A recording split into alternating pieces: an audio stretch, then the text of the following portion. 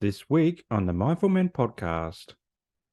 As a support coordinator, I will sit down with you, I will get to know you, and then together we will come up with a plan of saying, well, you need occupational therapy, you need physiotherapy, you need speech therapy people, plus a support worker. And then I'll come back after getting to know you and know you like the Broncos or trains, and I will find you a support worker who also likes those things, or an occupational therapist who also can talk about those things. Because what is really important to me is that you have something foundational to talk about, because there's nothing worse than having someone who's supposed to be there to support you and then you sit there twiddling your thumbs not knowing what to talk about.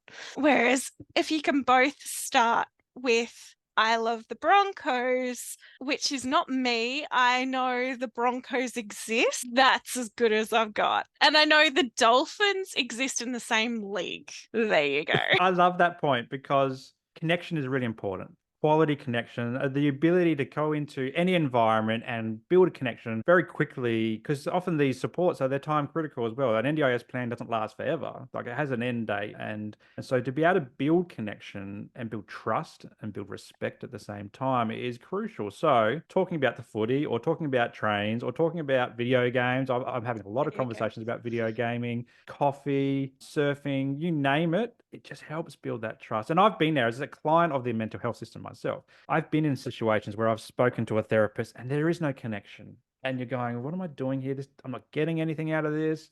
Waste of time. My wife dragged me into this. What's going on? There's all these things we're playing. But when you find someone who you connect with, it enlivens you. It enables conversation. It enables growth and capacity building as well. But also coming back to that choice control component as well, you have the choice to keep doing that service if the funding allows, but also the choice to recognize when it's time to move on. And I've had clients in my therapy service that they've come to a point where like, you know what, Simon, we've reached our goal and it's goodbye. And, I don't like to say goodbye. I'm a bit of a social in that sense. But as a therapist, it's a beautiful thing to watch that, to see that happen and for them to go do their thing.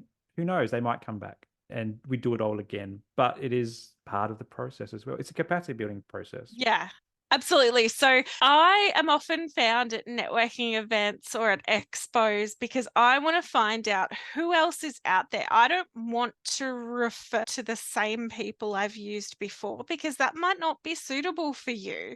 They might not have the thing in common that you do. So I'm always trying to find new people to connect with. So I think that's really unique about me as a support coordinator personally, because I do find that a lot of support coordinators in the area just goes, oh, these are the two I know and the two I always use. You can choose between these two. Whereas I will come back to you and go, these 3 or 4 choices, I think they would really suit you from what I know of you.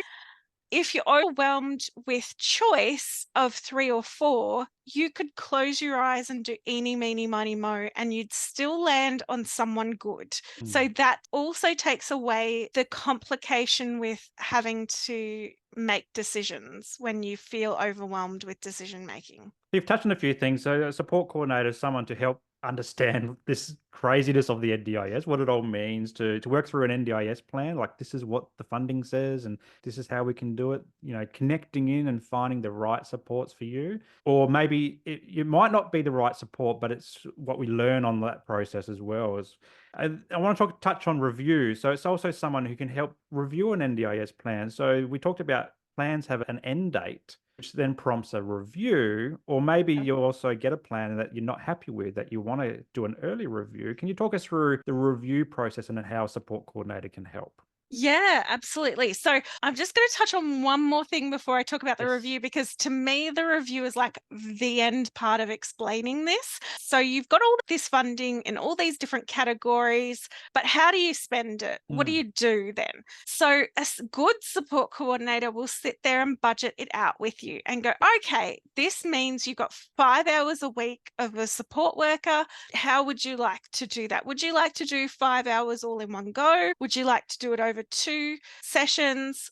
How do you want to do that? And so the same with all the other categories. How many sessions can you spend with an OT or a physio or your speechy? So sometimes, say for example, in your allied health budget, you've got $9,000. We go, okay, you can give $3,000 to the OT, $3,000 to the physio, and you've got $3,000 for the speech therapist. So that's how it breaks up. So originally you'll look at it and go, oh, wow, that seems like a lot of money. But then when you budget it down, it's generally really not. So that's when we get to a review. Sometimes that's when you figure out, okay, we've got to go to early review because actually you don't have enough funding. Now, what a support coordinator will do is then we try to gather reports from everyone who is supporting you at the moment. Now, all providers, no matter what they think, need to write a report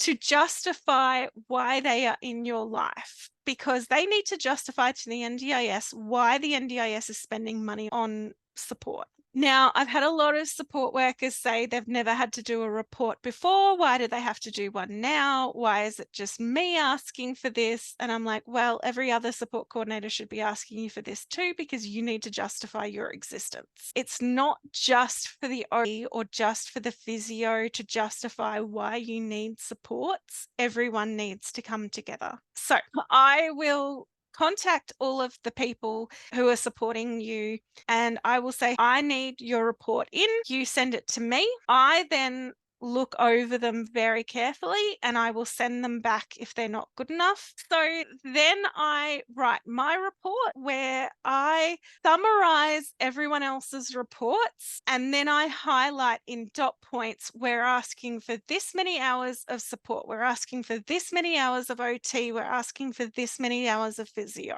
we're asking for this many hours of support coordination, and by the way, we want it all plan managed. It's an important thing that you're highlighting there, because we're public money. So we pay our taxes here in Australia, and a portion of that goes to the NDIS, which is how it's funded, essentially. And so what you're talking about is the justification of spending public money.